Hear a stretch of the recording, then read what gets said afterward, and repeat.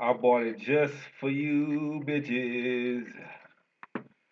And I said, this time I'm gonna make two. Cause I could have made three or four for Mormons. I could have made about six for Enoch. And I just hold back information on my YouTube. If you go to Blog Talk Radio, type in Fishers and Hunters. I do a show every Sunday at 12 p.m. Time may change, but it's Sunday at 12 p.m. There's various shows that come on unknowingly. Those shows are not for you if you do not catch them on time. Of course, we have the archive. Fishers and Hunters is one word together in Blog Talk. Let me go back into this book of Enoch, and let's just check all the deceit and lies in this book. Okay, let's read.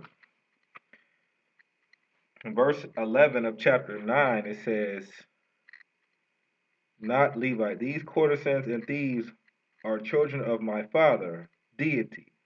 Allah. I'm not going to say that name, but I'm going to say Dala. This false deity's name is Dala, like American dollar, like $100. I'm going to call that name. Okay. Their souls are just as precious in his sight as yours, or the Brahmic priest. So it's not talking about Levi priest, it's talking about Brahmic priest, okay? But let me keep it moving. Chapter 9, verse 16 says, the sin lies in the wish, in the desire, not in the act. Now I said the sin lies in the desire, not in the act. That just sounds dumb, okay? We can keep it moving. A man who covets is a thief. This is verse 19 of chapter 9. The man who covets is a thief, and she who lusts is a courtesan. You who are none of these, speak out. So right here, it's telling you if you're none of them, speak out. What's funny about this is those who are covet is a thief. Now I don't know if necessarily he's a thief yet, and not in all instances when somebody covets that he's a thief. Not in all instances, but I don't have to fight that one. I'm gonna leave that one alone. You can have that. You can have that one. Let me keep it moving. Chapter 10, verse 9. It says, now men and birds and beasts and creeping things are deities made flesh. And how dare you kill anything? It is cruelty that makes the world array. When men have learned that when they harm a living thing, they harm themselves. They surely will not kill, nor cause anything that Dala has made to suffer pain. So right here is basically telling you you shouldn't kill and shouldn't sacrifice animals. Come on, why would you kill a living thing? It's what JC is saying.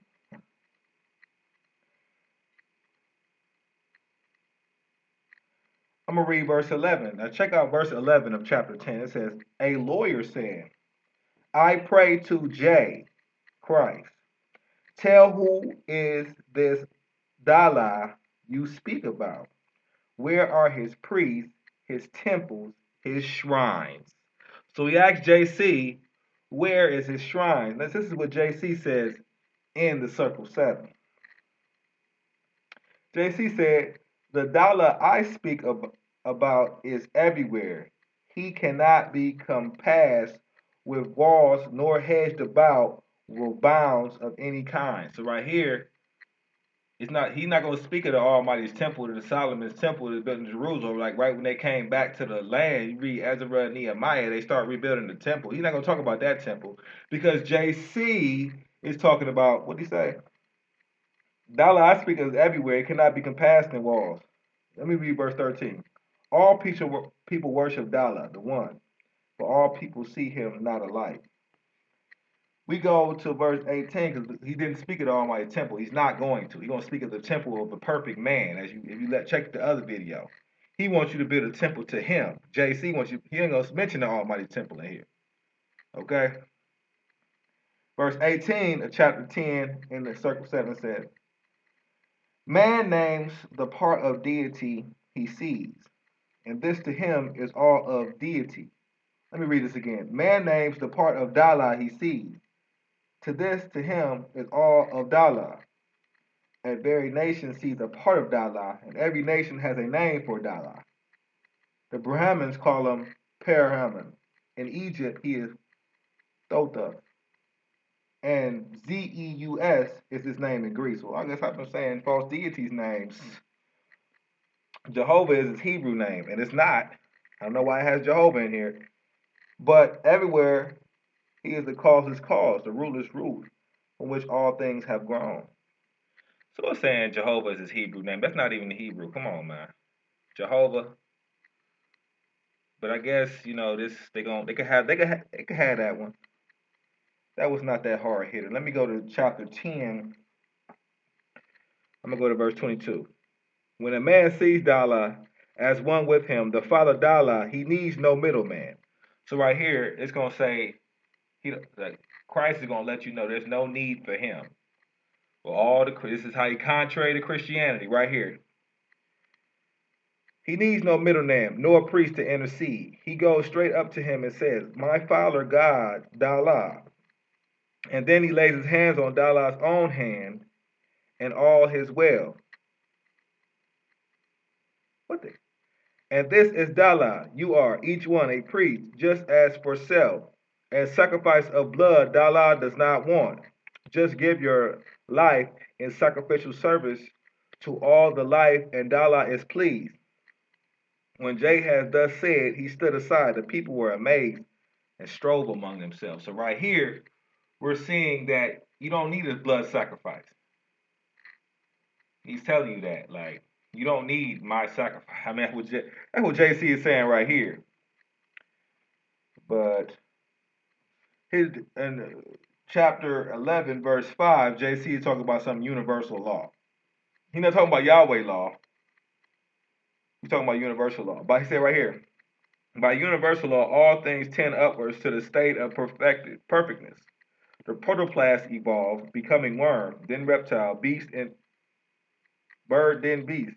And then at the last, it reached the form of man. So right here it's saying that this protoplast, it's talking about evolution.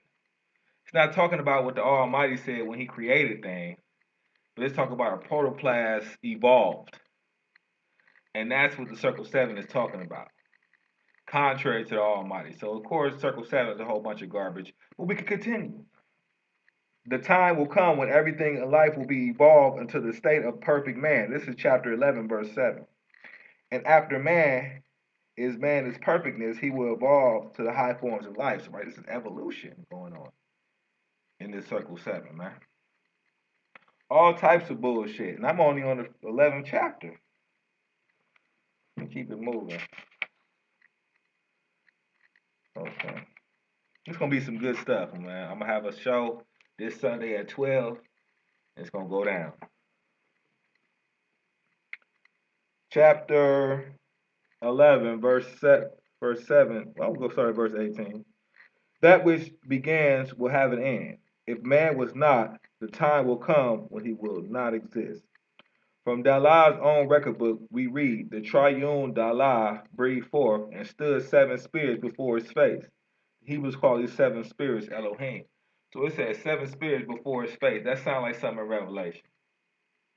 You know what I'm saying? That has nothing. That's not with the Almighty's book. But I'm gonna keep it moving. Talks about ether planes and talks about those 7 spirits again. Let me keep it moving.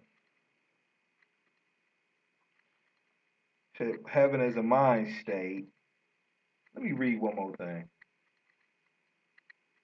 This is in chapter 13. Let me start at verse 7. Let me read a couple more things. 13 and 7. And we have talked with him, the messenger of love and the covenant of peace on earth, goodwill to man. So right here, we're seeing Christ said he did not come to send peace, but a sword. So we know he's not the messenger of love and peace, especially not peace. But it also says in verse 8, through him shall all nations of the earth be blessed, through him Emmanuel. So now it's calling Christ Emmanuel. We know that's not the case. We know Isaiah 7 does not talk about Christ at all. So that's another lie they inserted into the circle 7, thinking it's the truth. Continue. Verse 12, but Jay said, in every way of life I will walk, in every hall of learning I will sit. The height that any man has gained, these will I gain. What any man has suffered, that I would meet, that I may know the griefs, the disappointments, and the sore temptations of my brother man, that I may know just how to secure those in need. So he's going to go through all these human imperfections, because Christ was definitely imperfect. He was not the sinless one. He's going to do all these things. Let me keep going. I pray you, brethren, let me go into your dismal crypts, and I will pass the hardest of your tests. But let's check this out. This is what Christ did, which has nothing to do with the laws and commandments of the Most High. You read in chapter 13, verse 15, the Master said, take then the vow of the secret brotherhood. And Jay took the vow of the secret brotherhood. So we see that Christ took the vow of the secret brotherhood.